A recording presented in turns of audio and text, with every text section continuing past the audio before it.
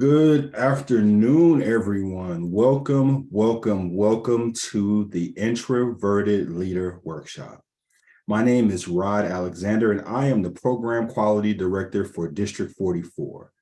My role is to ensure the quality of our education and training and provide you with training opportunities such as this. I'm super excited about this learning opportunity, because I think it's something that affects so many people. Being an introvert and wanting to lead. When the opportunity was presented, I thought it was something that our members could absolutely benefit from.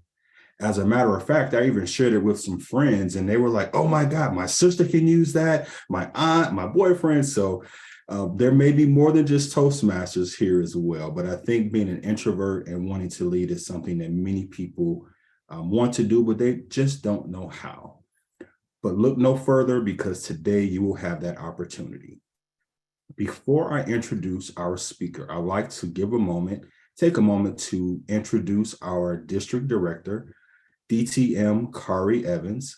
Kari, would you like to say a word? Good evening, District 44 and any other Toastmasters that are joining us. I am so excited to be a part of this workshop and to be here as an introverted leader. This is right up my alley. And thank you so much, Jennifer, for coming and being that support to our District 44 and other fellow Toastmasters. And I think this is going to be so wonderful and can't wait to move forward. So I will turn it back over to you, Rod. Thank you so much, Kari. All right, well, you're not here to hear us talk. You came to hear Dr. Jennifer Kahnweiler speak. But before I introduce her, let me tell you just a little bit about who she is. Jennifer B. Kahnweiler is a best-selling author and one of the leading speakers on introverts in the workplace. Her pioneering books, The Introverted Leader, Quiet Influence, The Genius of Opposites, and Creating Introvert-Friendly Workplaces have been translated into 18 languages. The Introverted Leader was named one of the top 5 business books by the Shanghai Daily. Jennifer has partnered with leading organizations like Amazon, Merck, Kimberly-Clark, NASA, Bosch, and the U.S. Centers for Disease Control. She has delivered keynotes from Singapore to Spain. Her engaging presentations to diverse audiences blend research with provocative examples and practical tools. Jennifer has been featured in the Wall Street Journal, Forbes, and the New York Times, and has appeared as a guest on over 100 podcasts. A native New Yorker, Jennifer calls Atlanta, Georgia home. So without further ado, please help me welcome to the virtual lectern, Dr. Jennifer Kahnweiler. Hey, everybody. Thank you so much for having me tonight. This is such a thrill. We're going to have a lot of fun. I want to thank everybody for making time in their day to really talk about this topic. And I want you to leave tonight with perhaps some new insights, some new ideas on not only just how to lead, whether you're introverted or extroverted in the Toastmasters world, but also it should spill over, as kind of Rod said as well, in getting along and understanding our family members better, our friends, and how about those teammates at work. So what we decided to do tonight to kind of kick us off is we have a leader on deck. You've just heard from her, Kari, and we're going to start off with a little kind of discussion between the two of us. And I want to just share with you, let me just show you what we have planned, and we can kind of have a little bit of an agenda here, or as they say in Boston, agenda, I think it is.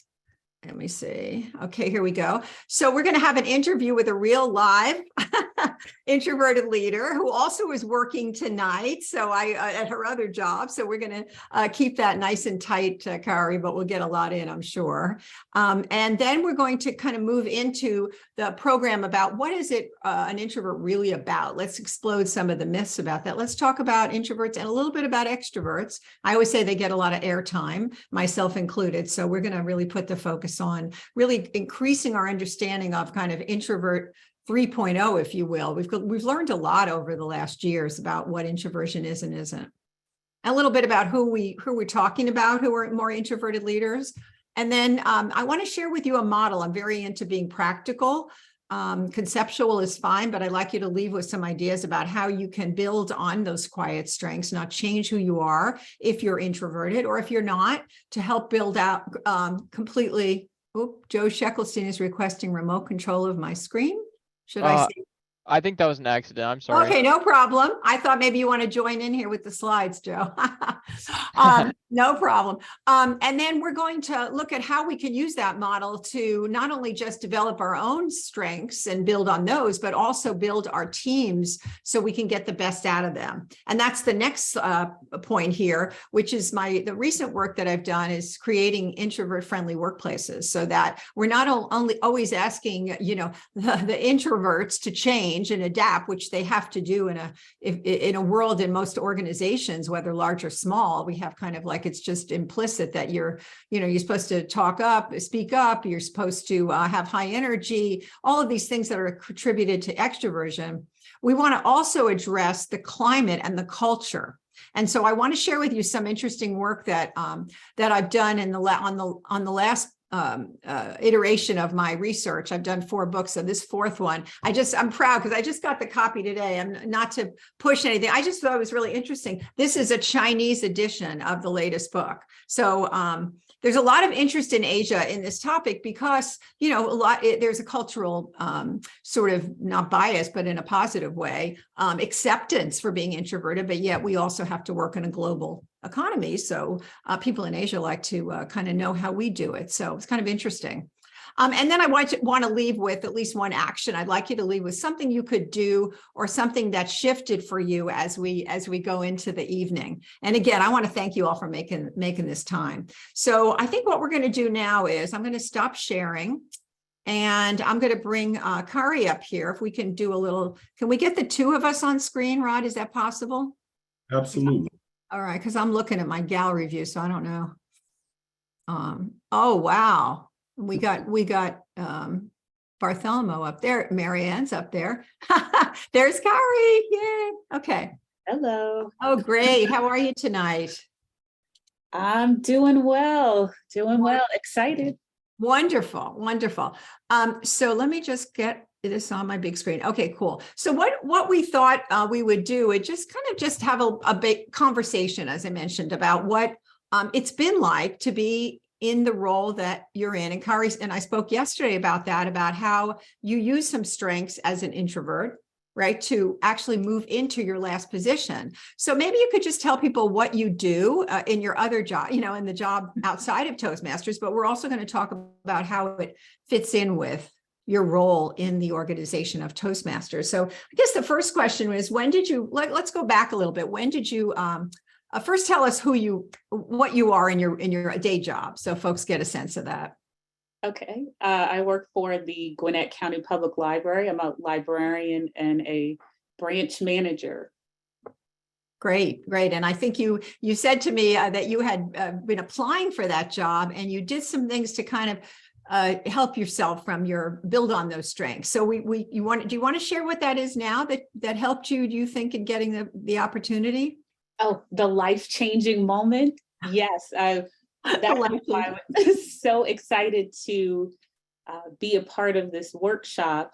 I applied maybe about 4 or 5 times for this branch manager position. I was an assistant branch manager, and it just wasn't happening. I knew I needed to look at how I was communicating, my presence, things of that nature. And so I was in the library and I saw a book called The Introverted Leader, and I read it on a Friday night because I'm a librarian and that's what we do sometimes on Friday night. And the book talked about communication and presence. And actually there was a plug for Toastmasters and said, consider joining Toastmasters. So I Googled the nearest Toastmasters club. And that Monday I went and joined Toastmasters. That's so cool, Carrie. I can't even tell you that, as a writer, you don't know what's going to hit people. And I based the research really off for that book on people like you who were kind of navigating, not changing who they were, but trying to enhance their careers to get promoted, and they were running into roadblocks. So I so appreciate you sharing that. And maybe you could share with us, what was one thing that you did, do you think, that helped you the other times it didn't work out? You think that helped you perhaps? Well, you said the Toastmasters help you, but in the immediate, getting the opportunity to move into that role, did you feel like that was the main thing, the being able to present yourself through Toastmasters, or was that the key?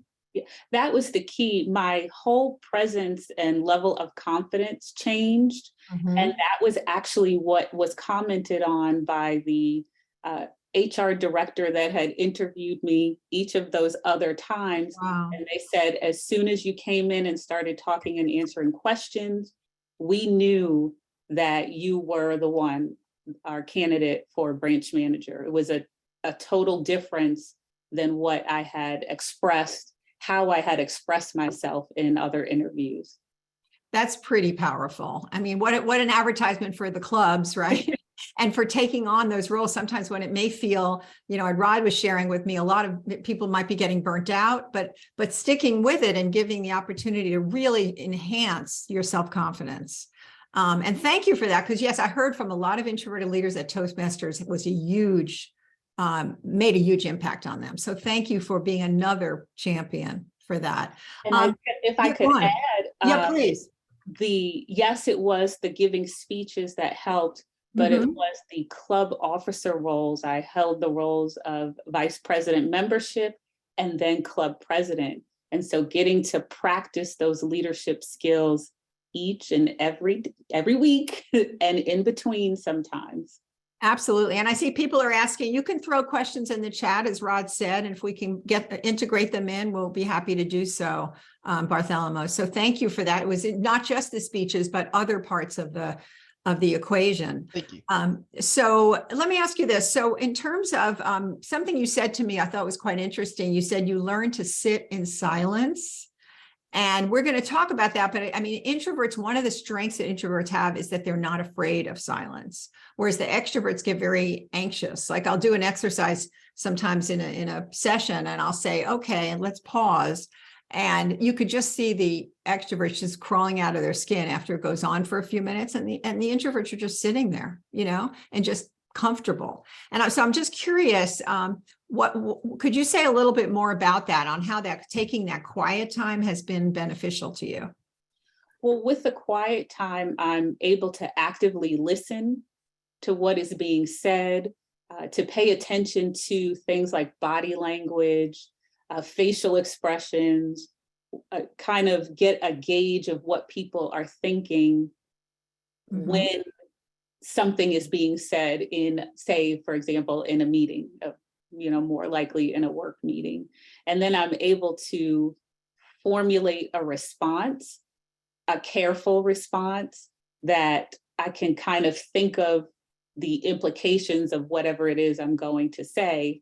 And so it's not, and for me, I don't like table topics at all, but, I'm able to think about what I'm going to say, and it comes out in a more meaningful way.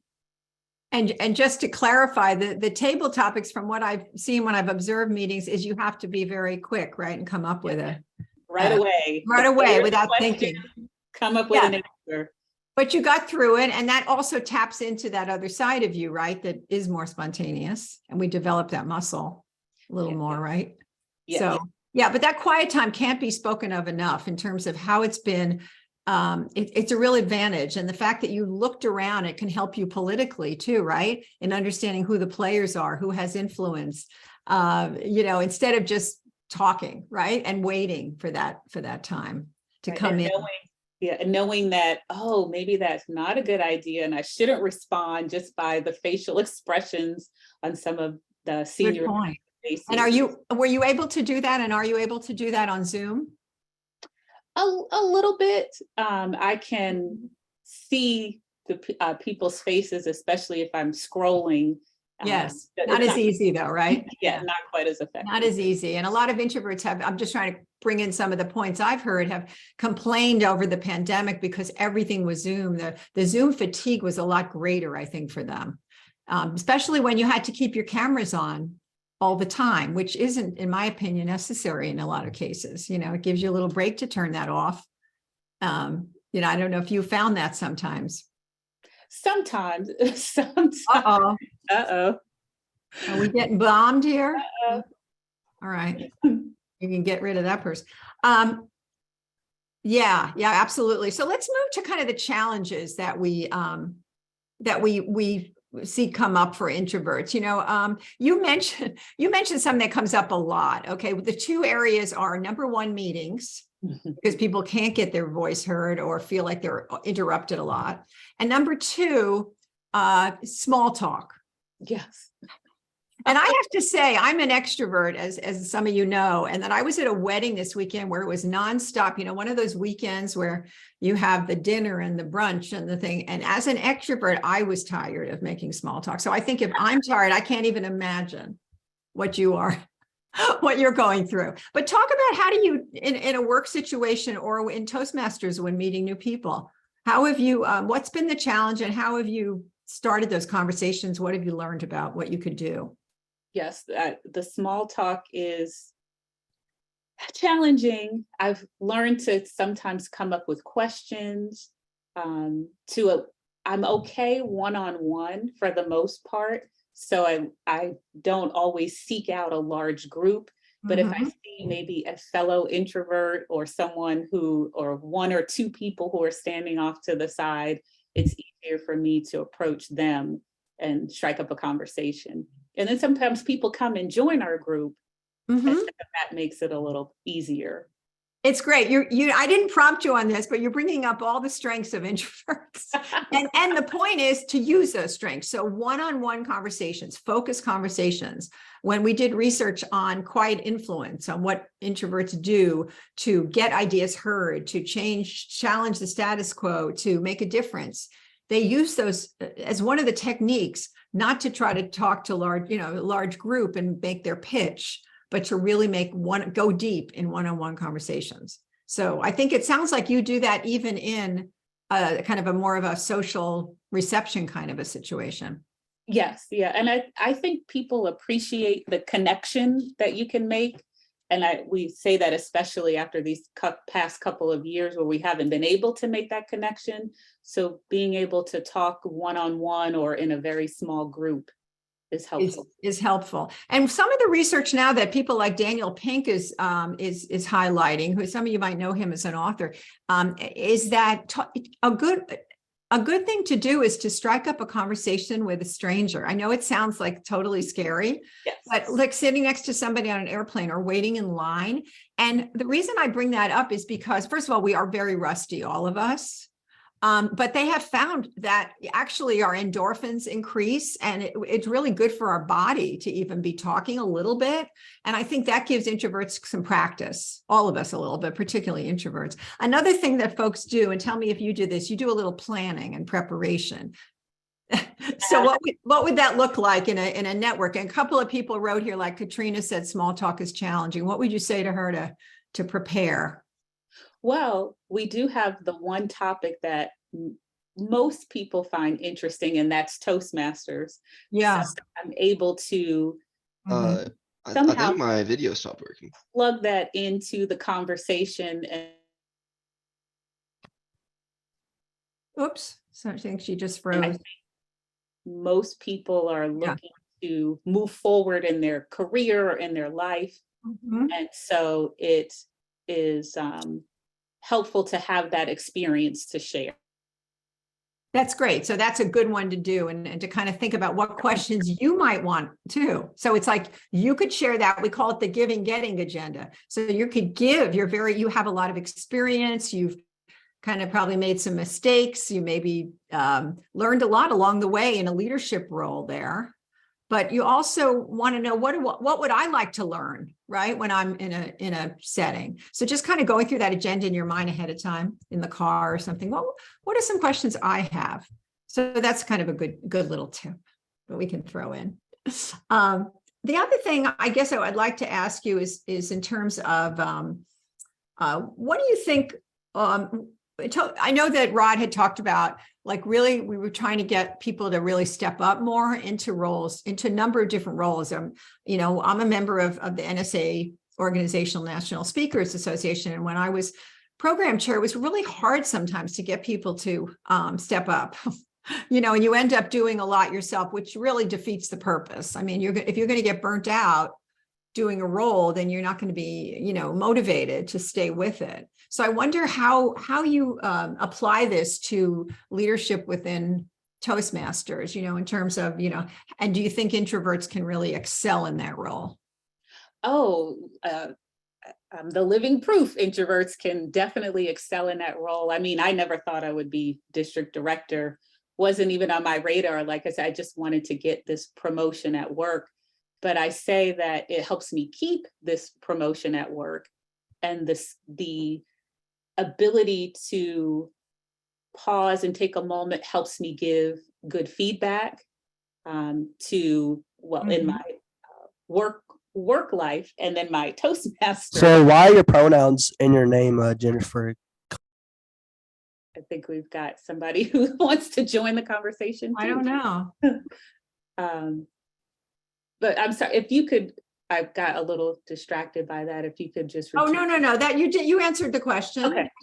So yeah, we're going to wind it up now, but I would like to ask you, is there anything else you'd like to share with people about being an introverted leader and your experience in that and what that's been like for you? I think it's absolutely possible.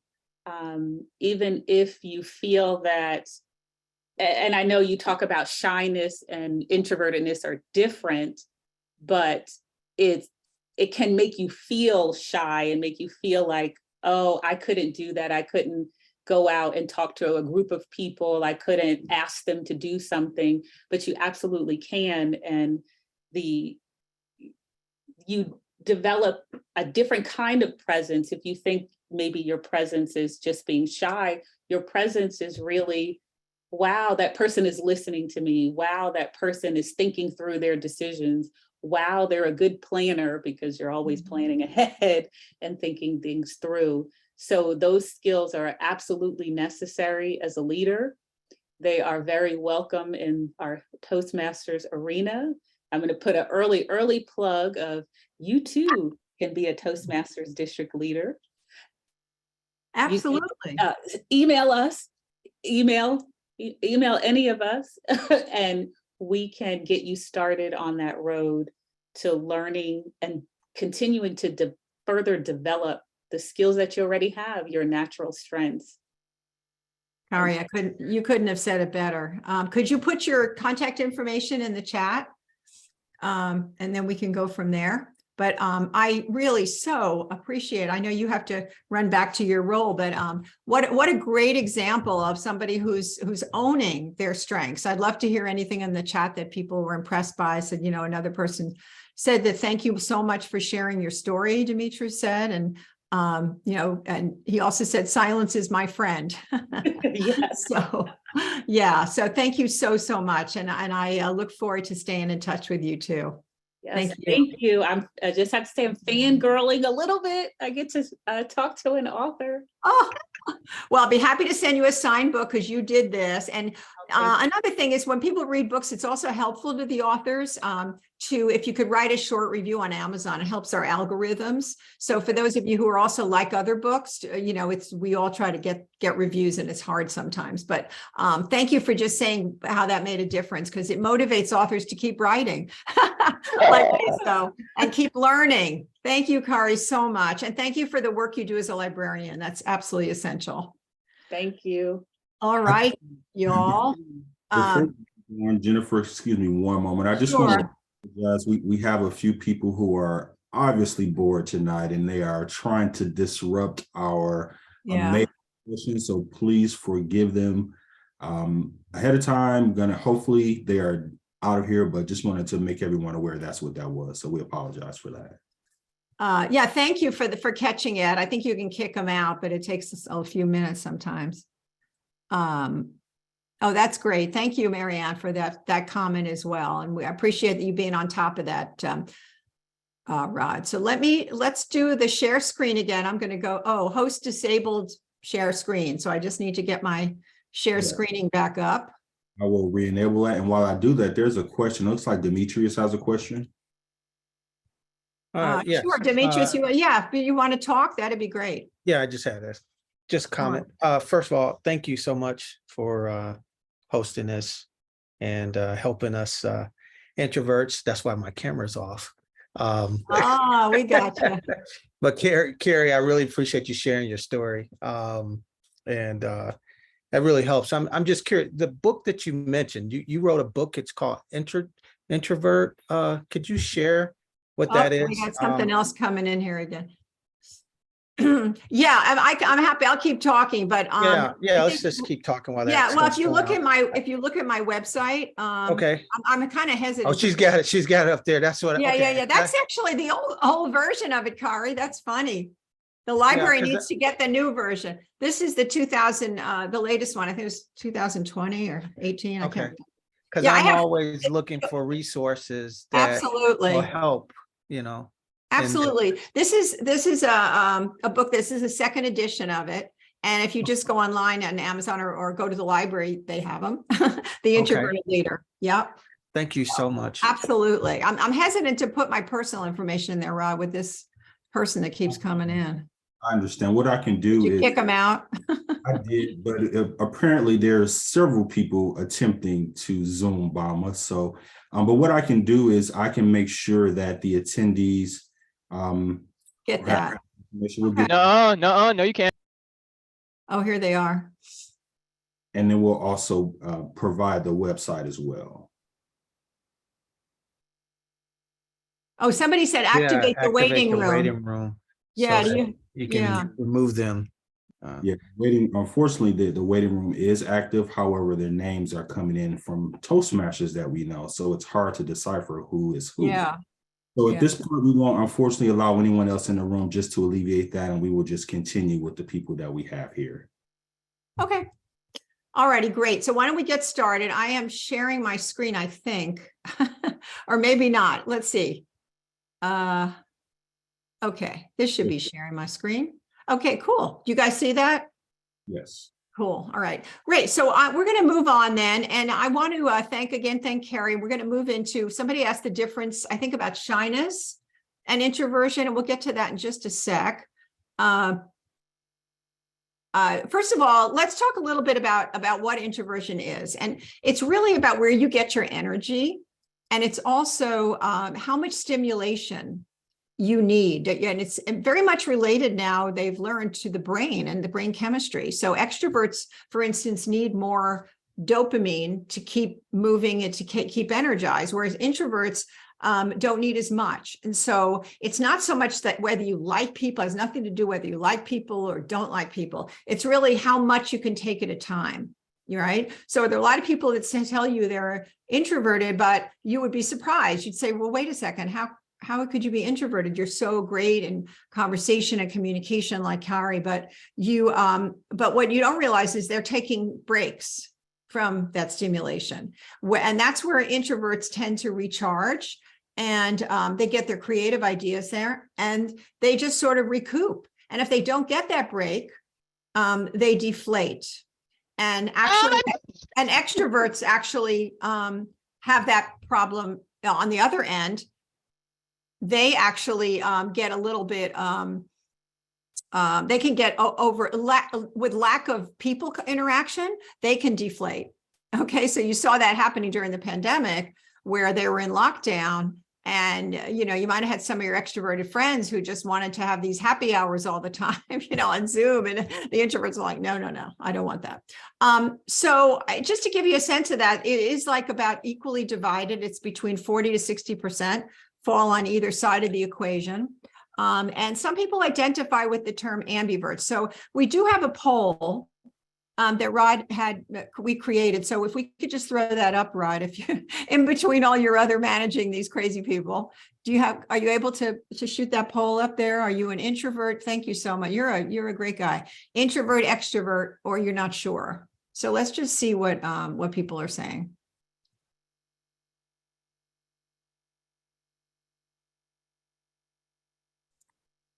"24 of 36 have responded." Can you show us the results? Is that possible to, Once the poll ends, then I can show the results. yeah. Okay, you can show it now. That's fine. Okay. There we go. Okay, so look who came to the call, right? And I always laugh because it's like, where are the extroverts? I guess they don't feel the pain, right? Or don't think they need it as much. But the point is that a lot of the folks in Toastmasters and who are very successful public speakers are introverted. In fact, most presenters, like comedians, actors, actresses, well, that you call it, they don't call them actresses anymore, I guess actors, people who are in the public are introverted. And folks don't know that. And part of the reason they're so good at it is they prepare and they plan. And that is a big part of it. And also say that when they're in that role, they're in that role, right? And you guys may relate to that. So thank you for that. Now, while somebody mentioned the word shy, I think it was Kari. Shy is a little bit different. Introverted is how you're wired. Okay. Shyness is more about anxiety, social and psychological anxiety that can occur, and they can be related, but you can actually have extroverts who are shy. And, it actually comes out in different ways. How do you think if a person is insecure and shy as an extrovert, what do you think one of the things is that they do? They talk, right? They talk more. It's nonstop talking. They're anxious, so that anxiety comes out in that way. So shyness can be, something that you also have as a child, and that you might have been told by a teacher, oh, they're shy, and it's kind of seen as almost like pejorative, right? It's a negative. Oh, they're not participating. When maybe the classroom wasn't designed for you actually to have some quiet time and go in a corner, which is perfectly okay. So things are changing now. Parents are more aware. Teachers are starting to be more aware. I've seen it with my own little granddaughter, Millie, who definitely needs her quiet time. And we've given her permission to say, her parents have, I need to be alone right now. And she'll say that. So, I know there are a lot of introverts who grew up with not having that permission, and it kind of did a number on them, honestly. So if you had that situation as a child, you might want to mention that. So those are kind of the facts, if you will, about introversion, extrovert. We could talk more about that, but I think what I want to get into now is what are some of the strengths that introverts have? And Kari did a beautiful job of sort of highlighting some of those. And I want to bring up some others. And I would love you to, in the chat, to say what you think and you've realized are the strengths that you're stepping into and owning. And literally, when I do this in person with groups, I'll see people literally just like start sitting up straighter in their chairs, because we don't highlight and really promote these strengths as much as we should. Not giving information to everybody, seems private and reserved, of kind of like she was saying, just thinking about things and observing, kind of reflecting, people with a low-key emotional expression. And people will talk with my husband, Bill, for hours just because he doesn't show a lot of affect. And, he's a great listener. That's another thing that comes up, right? Requires quiet time for reflection, prefers advanced preparation rather than being put on the spot. I think we said that with the table topics. Prefers written over verbal communications, and writing can be such an asset if we're considering how we feel about a certain position or an issue, and we want to get our feelings out, how important it is to get that out, and then to actually be talking with people in a more reflective way after you've written it. And also people will share, and we kind of laugh about it. If you want to tell if somebody's an introvert, usually the email's a little bit longer than from an extrovert, and they actually read the emails. Would you guys agree with that? They actually read them, right? And I mentioned the listening. That's usually touted as one of the strengths, even by extroverts, to say that, boy, that introvert is the best listener ever. And I mentioned also before the focused events. Comfortable with silence, huge. I'll just put a couple of these up here that, extroverts do bring a lot of energy to a crowd. They're facilitators. They can kind of think on their feet. They can introduce people to other people. They're good connectors. Obviously, we know they like to talk. I mentioned down at the left hand, you'll see focus on breadth, whereas the introverts are more about depth, right? So with projects, with people and relationships, so it's a little deeper. Now, I am generalizing here, so know that, none of us is binary. Like we talk a lot now in diversity, equity, inclusion about binary. It's not one or the other. We tend to be, as you saw in that last, I'm going to go back there just a little bit. Sorry about all the clicks.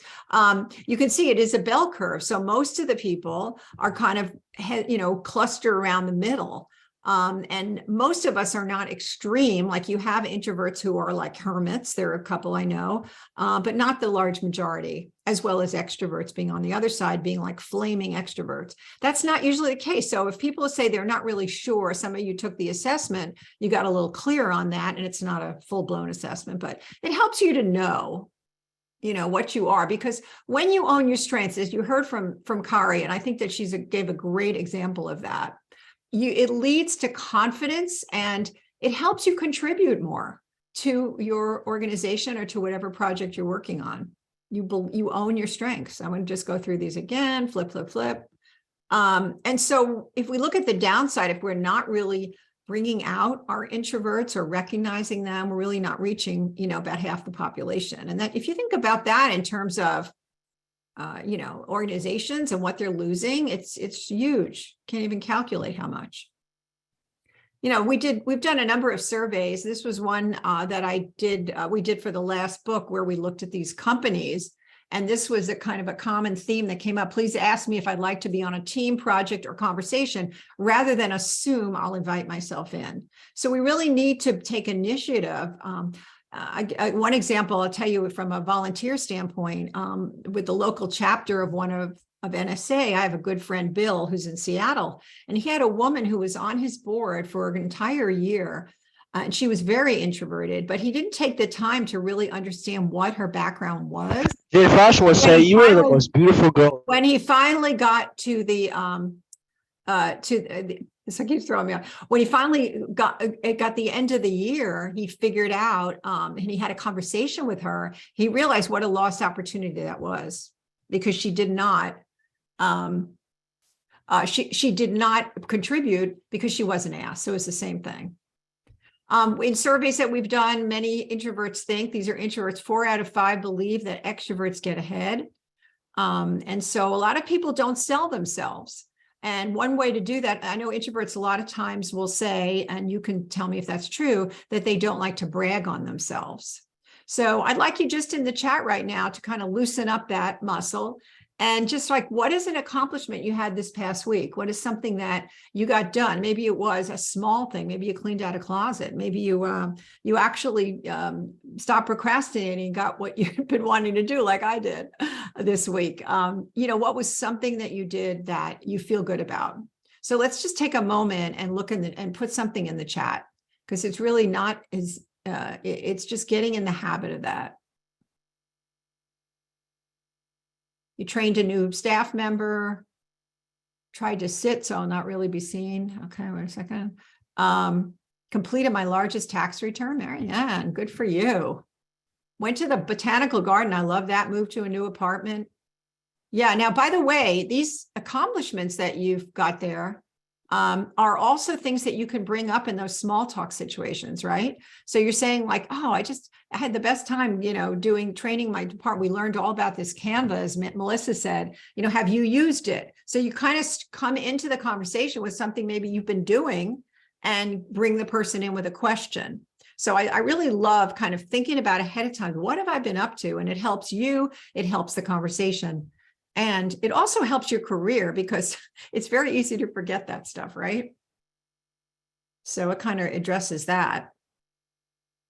Another thing to think about as you're kind of really bringing this down to brass tacks is, think about an introvert who made a difference to you. I had an uncle named Syke. He was from Eastern Europe and didn't speak that much English, but he was a barber. And my mother used to take my sister and I down to his barbershop.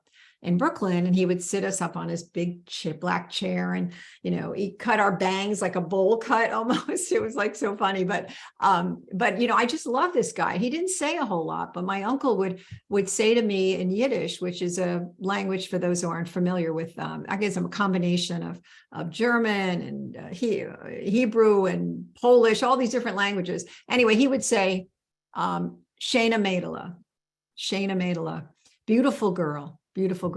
And that's all he said. And that was really enough. And I still take that with me. It was unconditional love that he gave, and he was I would definitely say an introvert, quiet man.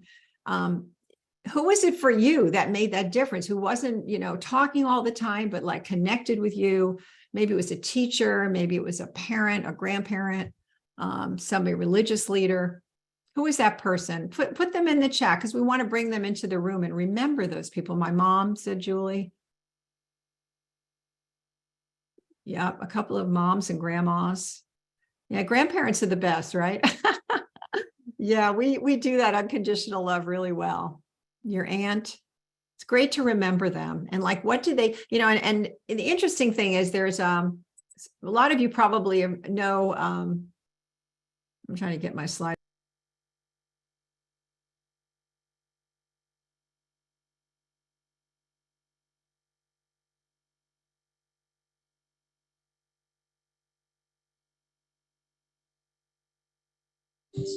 You're muted. Was I muted? Oh, sorry. I don't know how I got muted. Somebody muted me. That's weird.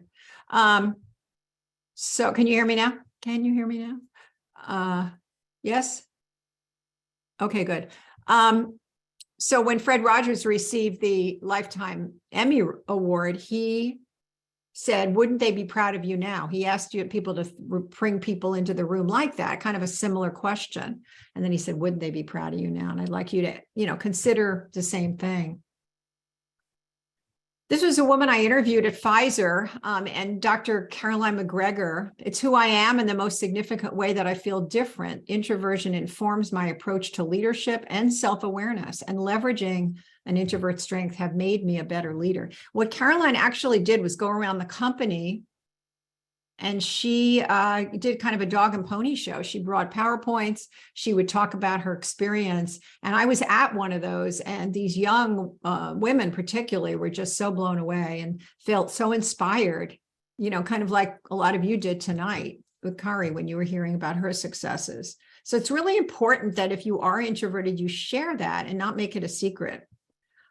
These are some of the, I'm going back here a little bit. I want to go back. Okay. These are a couple of the folks that I wanted to share with you who are just some examples of introverted leaders. You probably recognize a lot of them. Maybe not the lady on the top right. Jess Lee is a venture capitalist with Sequoia Capital. And, Ariana Huffington, people are always surprised at that. She's very talkative and out there. What about Oprah? When you think about it, Oprah's always been a big talked about her books and reading. That makes sense, right? These are some of your extroverts.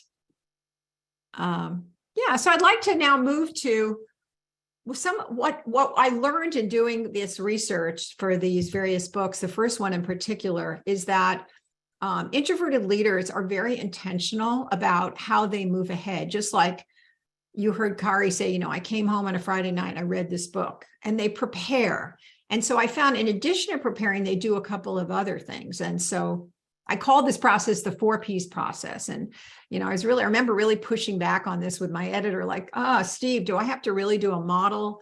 And he goes, no, your model is going to be the way you hold your book together. And so he was right, I have to say. I went kicking and screaming, but it really is very user friendly. And I use it myself, and I use it with other people that I coach.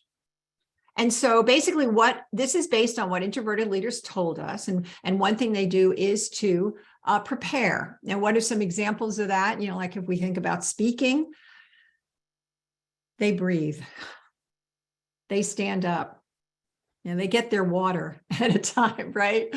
They do the things that help them relax. So what do you do before you go to Toastmasters and you have a speech that night, or you're making one in your organization? What's the trick that you use? Some people have rituals. You know, I know Dan Thurman, who Marianne knows, who's in our chapter and was president of NSA. He is an acrobatist or whatever you call it. He does all kinds of like Cirque du Soleil things. He in his dressing room, he will actually do a handstand to get ready. You don't have to do a handstand, but I think it's Kelmikas, if I'm saying your name right, focuses on breathing, even though you're extrovert. It helps, right? And Yanni says the same thing. What else do? Do you stand up? Do you stretch? Right now, I'm standing with you because it makes me have more energy, right? If I was sitting there, it'd probably be like concave. I record my speech, Julie says, and play it back several times and remind myself to have fun and smile. I love that. And Julie, what I'll do sometimes is listen to my other speeches, some of them which went well. And then I would like get that in my head. Some of us are auditory learners. What is it that you need to do to prepare? And introverts prepare. You're not going to do things the last minute. And knowing that it's not, you know, it's a constantly a work in progress too, right? And one of my speech coaches, David Greenberg, said to me, rehearsal is the art of experimentation. So even if you rehearse your program like 5, 6, 7, 8 times or more, it's going to sound a little different each time, and it's going to keep getting better and better. So saying your speech, of course, out loud, there's lots of tips you learn in the program, and in Toastmasters, but thinking about how you best prepare is absolutely critical, and allowing the time for that. And then, okay, we talk about the next one, which is being present. So you've done the preparation and then you let it go. I remember when I was working corporate, I was working at GE for a couple of years, and I had to teach these courses that were just really dense and like a lot of statistics, which is not my thing. If any of you have ever done Six Sigma, not my thing, but I had to learn it, you know, and so I kind of learned it enough, you know, to teach it, which is amazing, which I can't even believe. But then I had to let it go that I didn't know everything, and then be in the moment with the class. And so if things shifted, or if I needed to go check something or ask somebody a question, I could be present in the moment. Instead of like what I did in the beginning, I remember the first few times, like, you know, furiously looking through the notes, thinking about what did I learn? And that took me away from the students. And so what do you do to stay present? And that's really key as well. Our daughter, Jessie, when she was 6 years old, she's very creative. We got her like a tape recorder back then in the 90s with Singing in the Rain, and she had a little raincoat on and a little Miss Kitty, Hello Kitty little outfit. And I remember coming home from work one day and pulling up to the driveway, and she caught my eye. She was kind of singing in the rain, dancing in the rain, and she caught my eye, and it's just like everything just kind of fell down. She threw the umbrella down, you know, she marched into the house like a 6-year-old does, and the kind of her moment was gone. That was over with. And I think about that sometimes, like how many times we get interrupted, right, in our own head with kind of mental music or extraneous kinds of things with our phones and with social media and with other people. But how important it is, what we've learned from introverts is the real sanctity of that presence, how critical it is to be in the moment. And then you're, like Kari said, you're connecting with people in a real way. So there are a lot of other things we could talk about with presence, things like, you know, being aware of your voice, you know, from a talking standpoint, like you could from a verbal standpoint. I have a dear friend who used to always say, you know, may I offer another point of view? May I offer another point of view when he was having a conversation? And that really kind of kept us in the moment and discussing things without getting like all freaked out and starting to argue. So what are the tools? Excuse me, I'm going to take a little tea here. What are the tools? What are the phrasings that you can bring into a conversation? You know, or maybe a reminder for yourself, how important is it if you're kind of getting off center? What do you do? And I'd love to hear have you, you know, share. Marianne said when she prepares, check voice tone and speed. What do you do to stay in the moment? What do you do to stay in the moment?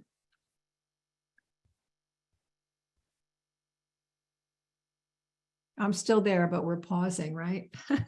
Maybe you have to stand up. So the third one is, he goes, yeah, Ethel, you go into character. And when you're in that character, you're totally with it. You can tell when somebody's telling a story and they're not really in the story. It really is it's a shift in what the audience picks up. Yeah, the concentration and the pausing, Bonnie saying the pausing, I totally agree. So pushing is really stepping the typical, step out of your comfort zone. But I found that introverted leaders do that on a regular basis. And that's why they oftentimes get from people, you're not an introvert, because they've developed a lot of the skills to communicate very easy. It's not easy, they get tired, but it's a good way for them to keep challenging themselves. Back in the days when we collected business cards at these events, I remember one guy said to me, I just have a goal for myself to collect 10 business cards and have conversations. So he set a goal for himself. So what is it that you're doing to constantly learn and constantly stretch and go beyond your comfort zone? And for me as an extrovert, it was really great during the pandemic. Not great that the pandemic happened, but having that time to really be forced to really tap into my creative side. I was always pretty productive with my writing and figured out how to do that as an extrovert, because I watched my dad, who was a writer, who was also an extrovert. When we reward ourselves, he would go to the library to, Kari would appreciate this, to chat with the librarians. I go to Starbucks, But I think what I learned was that I could be quiet, and then I started writing poetry. It kind of came out of it. And now I'm really pushing myself because I'm trying to get better at that. So what is something that maybe you learned during the pandemic to push yourself on that you did a little bit differently? Have you taken any lessons from that where you have stretched yourself? And again, introverts do that on a regular basis, kind of like intuitive to you to keep enhancing yourself, not to become an extrovert. That's not the key, not to become an extrovert. Setting boundaries, Dawn, that is such an important one. Yeah, absolutely. Particularly with family, right? Definitely. But practicing new ways of being, and then you get better at it, and then you go to a practice, which I alluded to. And I look to comedians a lot for some lessons. And Jerry Seinfeld said that he constantly he performs quite a bit. And why does he perform? He's a billionaire, right? So why does he perform? It's because he said he used the analogy of comedy being like broadband, and that if broadband is not used, then it shrinks. And I always kind of keep that image and metaphor in my mind, because he said he has to keep doing the comedy to stay fresh and to keep alive. And I think for all of us practicing it, you keep refining your expertise. There's a speaker who talks about becoming a virtuoso, Mike Rayburn, like a violinist. You keep getting better at what you do, and you keep raising the bar, and you keep challenging yourself and keep taking risks along with the push. So Marianne, you're looking at people and professions you don't know about. So that's great. Constantly learning. So if you have any questions about the 4 Ps, feel free to put those in there. I think we had another poll. I think this would be a good time, Rod, to throw a poll up there. And that poll about the meetings one, perhaps that would be the second one there that we had. Let's see what folks say on that one. That question about, you could do both the questions. Introverts are encouraged to express their views during our club meetings. Okay, and you're anonymous here, so what would you say? And then, do you agree with what we talked about earlier, that introverts are awesome speakers, or can be? They have to practice, of course.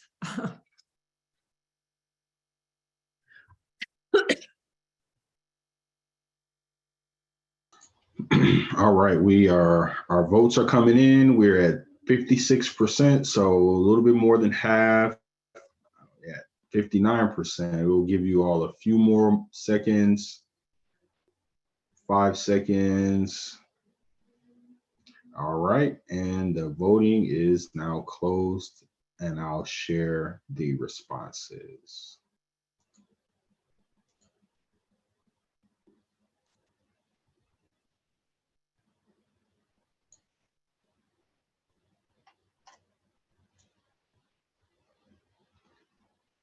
You're on mute, Jennifer.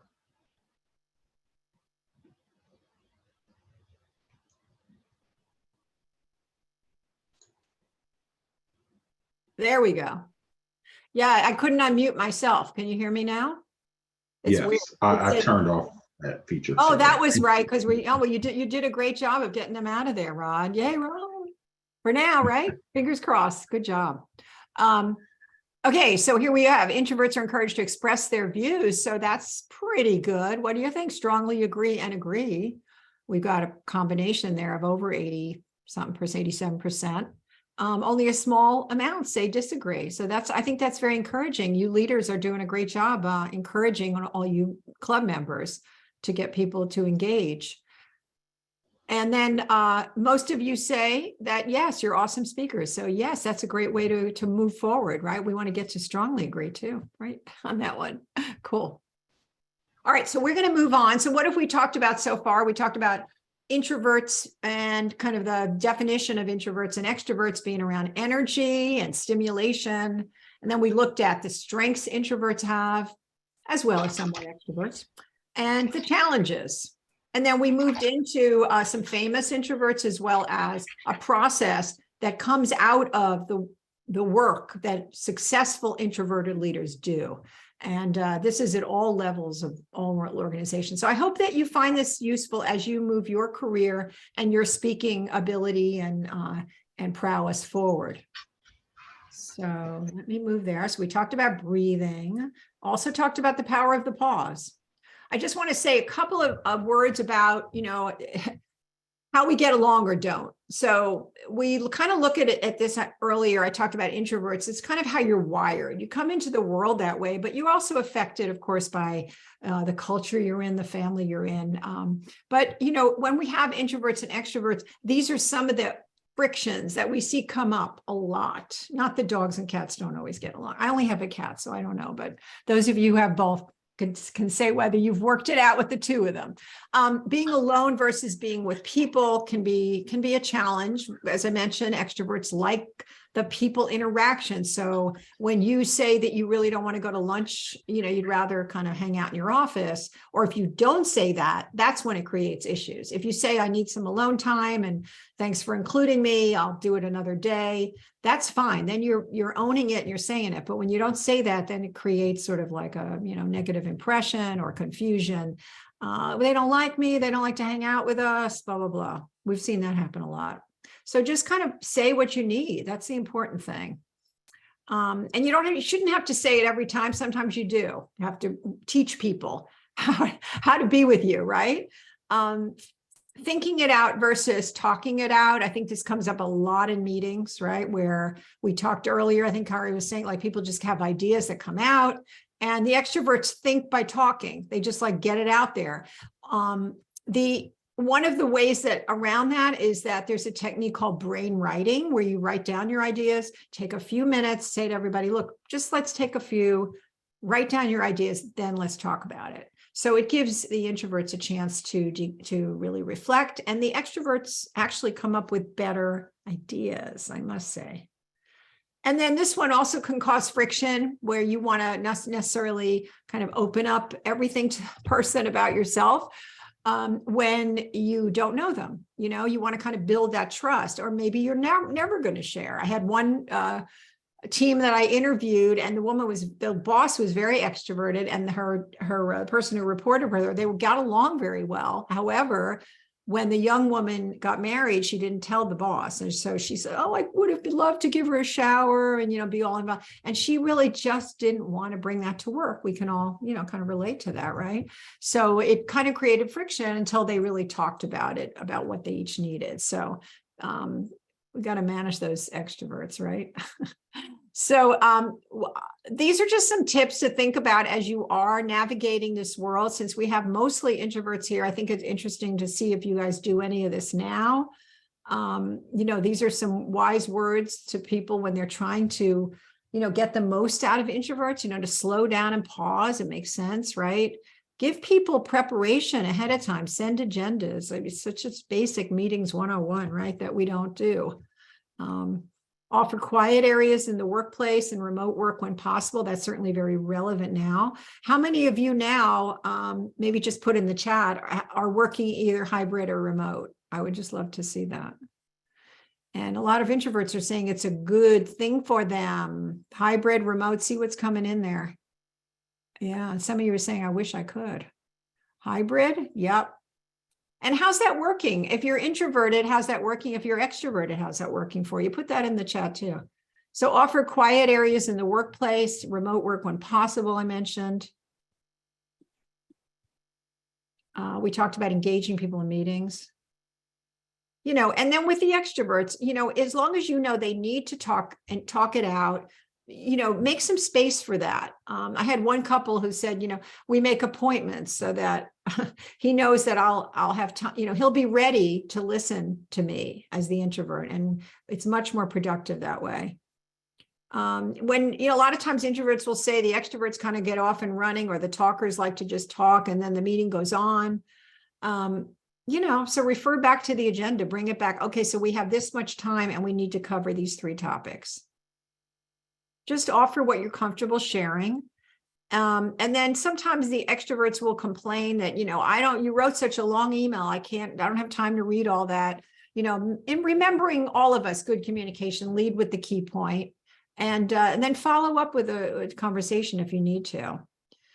This came up a lot. People like using the walking meeting when they actually are in the office, because it puts the introvert kind of not on the witness stand, you know, like where they're right across from a desk, and we can just kind of be more relaxed, get a little exercise, and the extrovert is able to talk.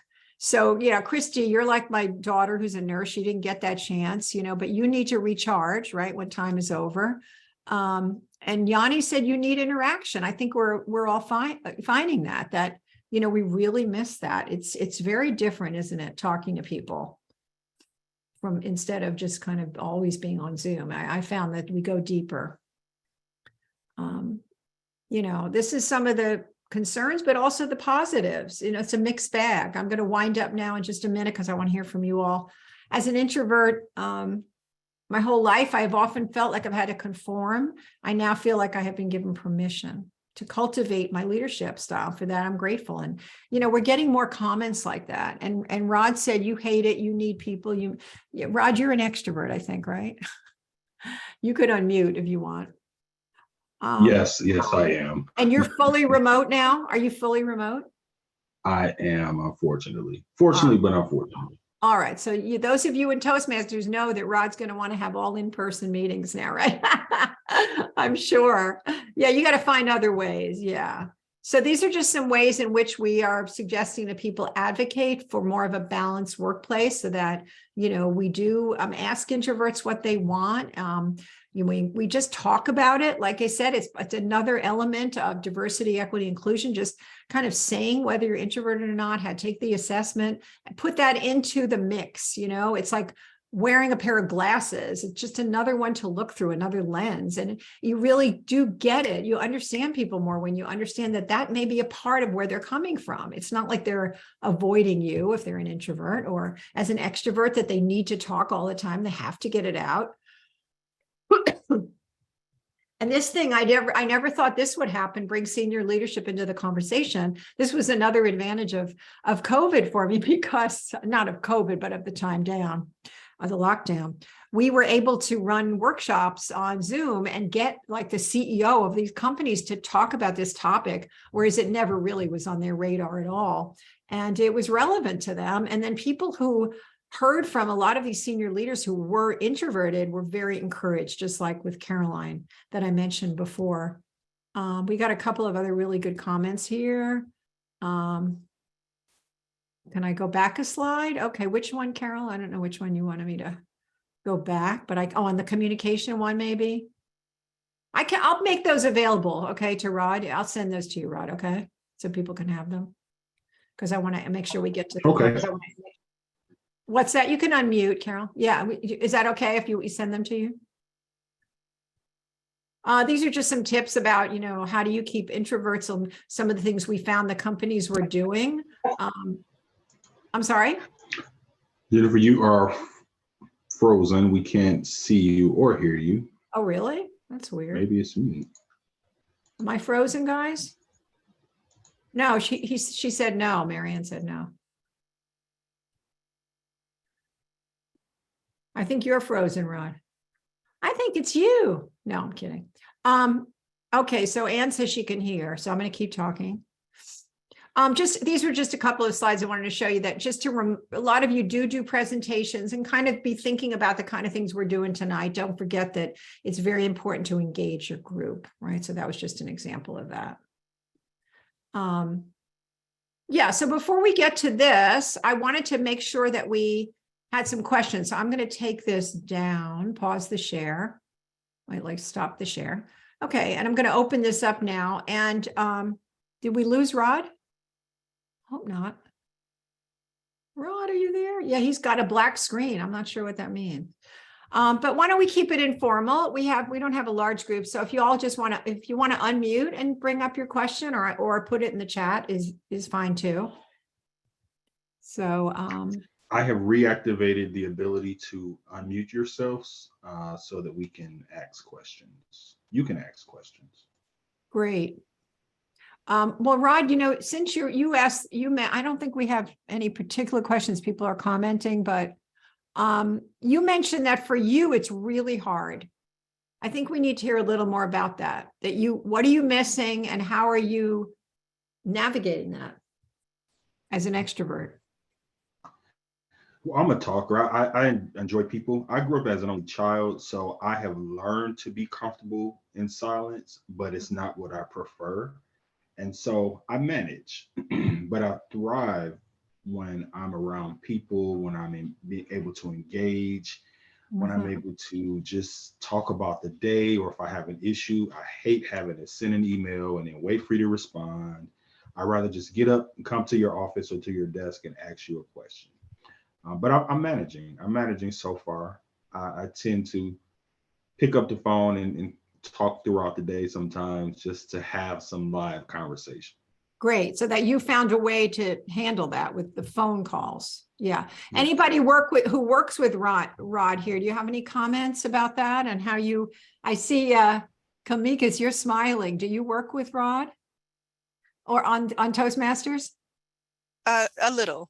Yeah. Okay. You're smiling. What's making you smile? Because I know Rod likes to talk. And so I can understand that struggle. Yeah. I consider myself to be extroverted and I love to talk, but I value my own quiet space a lot. So I'm kind of in between both. Yes. Yeah. But Rod's one of those flaming extroverts we talked about. Yeah. Yeah. Yeah. So building in breaks during the day, Rod, for you, where you can be with people, even if it's at the gym, you don't want to be working out alone at home, right? Well, So- not the gym, maybe a restaurant or something where I can. Oh, come on now. You can get some fitness in there, right? Yeah. Okay, cool. Yeah. So anybody else have any questions or does any of the rest of this resonate? You said Christy identifies with the example about the employee keeping her wedding from her boss and then to compartmentalize areas of your life. Yes, I would say that, Christy. It is an introvert kind of tendency to do that, to not share. But here's the challenge. When I looked at in the Genius of Opposites, shameless plug, we did research on introverts and extroverts together and what made them work. And what extroverts really need, they need to hear something from you, to get to know you a little bit. That's very important to them. That's how they connect. And we know also in organizations that people do get ahead by building relationships, and it's not just about the work, they talk about the weekend or whatever. So I think it's important to just consider what you are comfortable sharing. Maybe it's not the wedding, but where can you find some commonality? And one of the ways to do that is to make sure you get on early on some of these meetings, and find ways to talk to people about other stuff not related to work, because then that's how they build trust. It's not about talking about work.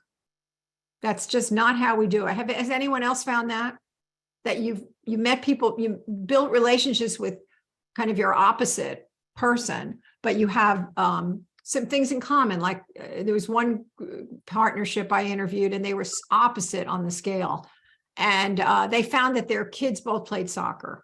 So they started talking about that. So it doesn't have to be anything real deep. Thank you, Demetrius, for ordering my book.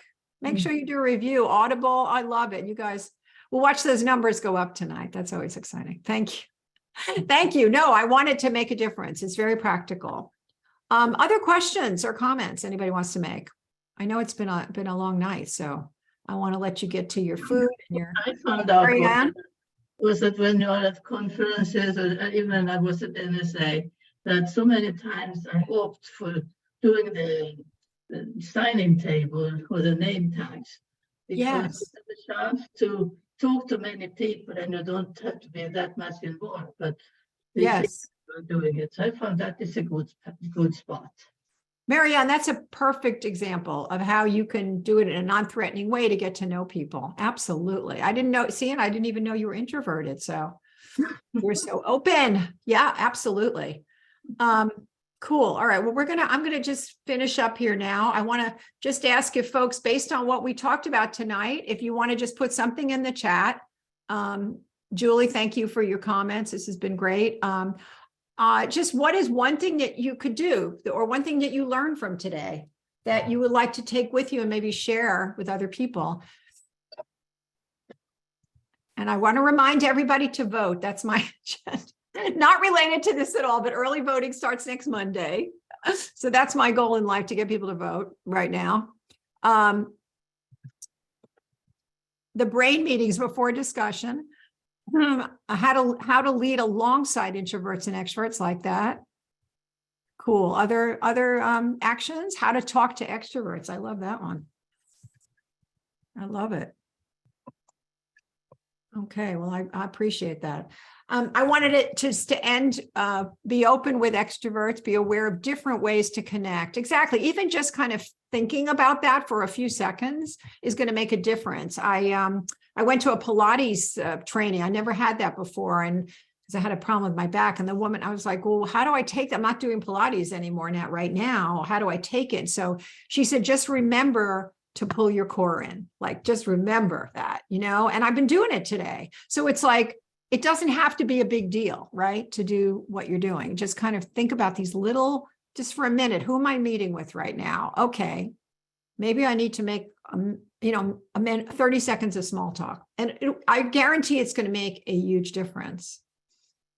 So you see two pictures up here on the screen. I want to give homage to my dad. That's my father on the left, Alvin Boritz. And he was dad was a screenwriter. He passed away in 2010. He wrote a lot for the golden age of television, like when TV started in the early days. And some of you might remember or heard of and reruns, maybe, shows like Dr. Kildare, Kojak. He wrote a lot of those screenplays.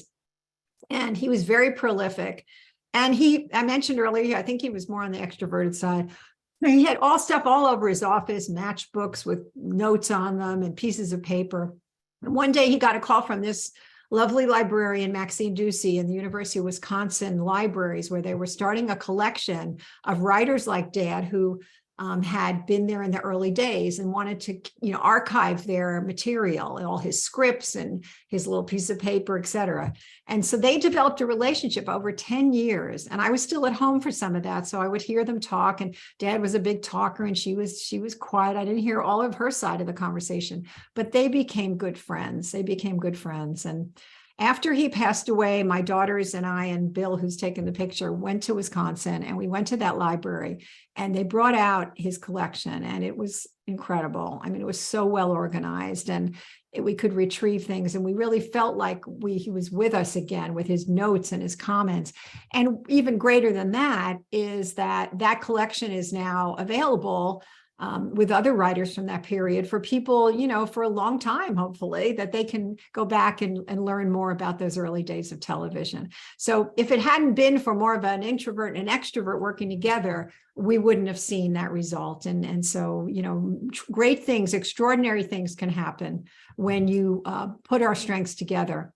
So I just want to thank you all for the privilege of talking with Toastmasters. I have so much respect for this organization. I hope you will step into more leadership roles. I think you can hear the benefits of that. And I want to thank Rod and Kari and Marianne for inviting me. And I hope you all will also check out NSA Georgia, which is also welcoming Toastmasters folks. And Marianne can tell you more about that. So thank you all so much. Thank you so much, Jennifer, for being here with us and enduring all of the craziness that we had happening tonight. You were a champ through it all. Thank you. Really appreciated this. I want to take a moment really quickly.